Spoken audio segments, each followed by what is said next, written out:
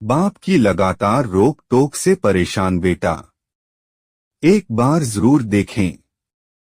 बाप की लगातार शिकायतों की वजह से बेटा अब अपने बाप के घर में रहना बर्दाश्त नहीं कर सकता। बाप ने कहा, बेटा तुम पंखा बंद किए बिना कमरे से निकल गए जबकि कमरे में कोई नहीं है। टीवी भी चालू है, इसे बंद कर दो। कलम को उसकी जगह पर रखा, वह गिर गया। बेटे को पसंद नहीं आया कि उसका बाप इन मामूली बातों की शिकायत करे। उसे कल तक इन चीजों को बर्दाश्त करना पड़ा क्योंकि वह उनके साथ एक ही घर में रहता था। लेकिन आज वह काम के लिए इंटरव्यू के लिए जा रहा है, तो उसने अपने आप से कहा, एक बार जब मुझे नौकरी मिल जाए तो मुझे यह शहर छोड़ देना चाहिए। मेरे पिता की तरफ से कोई खलल नहीं आएगा। जब वह निजी इंटरव्यू के लिए निकलने वाला था तो पिता ने उसे सलाह दी, जो सवालात आपसे पूछे जाएं उनके जवाब बिना किसी हिचकिचाहट के दें। अगर आपको जवाब मालूम न हो तो भी आत्मविश्वास के साथ कहें और उसे इंटरव्यू में शामिल होने के लिए जरूरी रकम से ज्यादा दिया।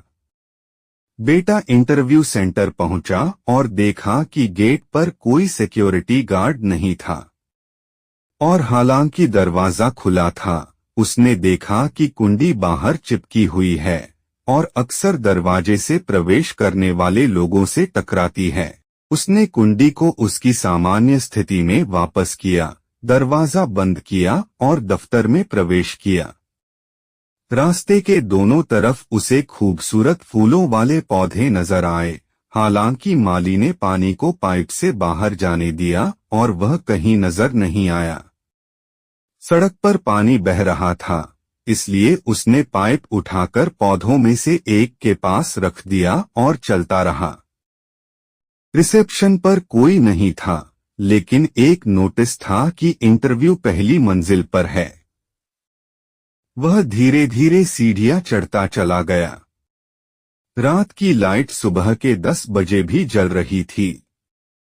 उसे अपने पिता की नसीहत याद आ गई, तुम लाइट्स बंद किए बिना कमरे से क्यों चले गए, और सोचा कि वह अब भी वह आवाज सुन सकता है। हालांकि वह इस याद से परेशान था, लेकिन उसने इलेक्ट्रिक स्विच को ढूंढा और लाइट बंद कर दी। एक बड़े हॉल में उसने देखा कि बहुत से नौकरी के आवेदक अपनी बारी का इंतजार कर रहे हैं। उसने लोगों की संख्या देखी और सोचा कि क्या उसे नौकरी मिलने का कोई मौका है। वह कुछ घबराहट के साथ हॉल में दाखिल हुआ। जब वह हॉल में दाखिल हुआ तो उसने देखा कि स्वागत बोर्ड उल्टा खड़ा है। उसने बोर्ड को सीधा किया और उसे सामने की कुछ कतारों में बहुत से लोग अपनी बारी का इंतजार करते नजर आए, जबकि पिछली कतारें खाली थीं। उसने सीटों की उन कतारों में बहुत से पंखों को चलते हुए भी देखा।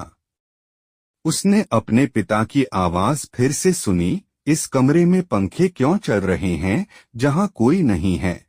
उसने पंखे बंद किए जिनकी जरूरत नहीं थी और खाली कुर्सियों में से एक पर बैठ गया। वह कई लोगों को इंटरव्यू के कमरे में जाते देख सकता था और तुरंत दूसरे दरवाजे से निकल जाते थे, इसलिए इंटरव्यू में क्या पूछा जा रहा था इसका अंदाजा लगाने का कोई तरीका नहीं था। जब उसकी बारी आई तो वह जाकर इंटरव्यू लेने वाले के सामने कुछ डर और परेशानी के साथ खड़ा हो गया। अधिकारी ने उनसे सर्टिफिकेट ले लिए और उनकी तरफ देखे बिना पूछा, आप काम कब शुरू कर सकते हैं। वह अपने आप से हैरान हुआ, क्या यह इंटरव्यू में पूछे जाने वाला कोई चाल वाला सवाल है या यह इस बात की निशानी है कि मुझे यह नौकरी दी गई है। वह उलझन में था। तुम क्या सोच रहे हो, अधिकारी ने पूछा। हमने यहाँ किसी से कोई सवाल नहीं किया।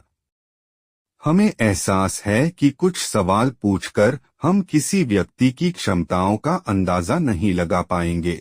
हमारा टेस्ट किसी व्यक्ति के व्यवहार का अंदाजा लगाना था।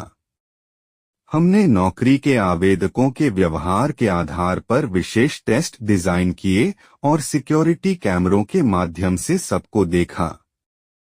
अधिकारी ने आगे कहा, आज आने वाले किसी ने भी दरवाजे की कुंडी, पानी के पाइप, स्वागत बोर्ड, पंखे या लाइट्स को एडजस्ट करने के लिए कुछ नहीं किया।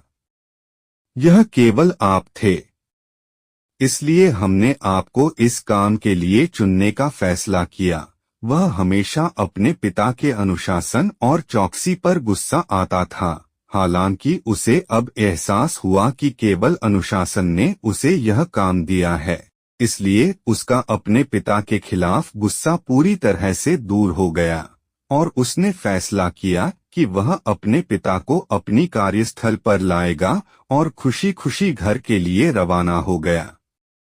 दोस्तों, हमें यह समझना होगा कि हमारे माता पिता जो कुछ भी हमें बताते हैं वह हमारे फायदे के लिए और हमें एक उज्जवल भविष्य देने के मकसद से है। अपने माता पिता की इज्जत कीजिए।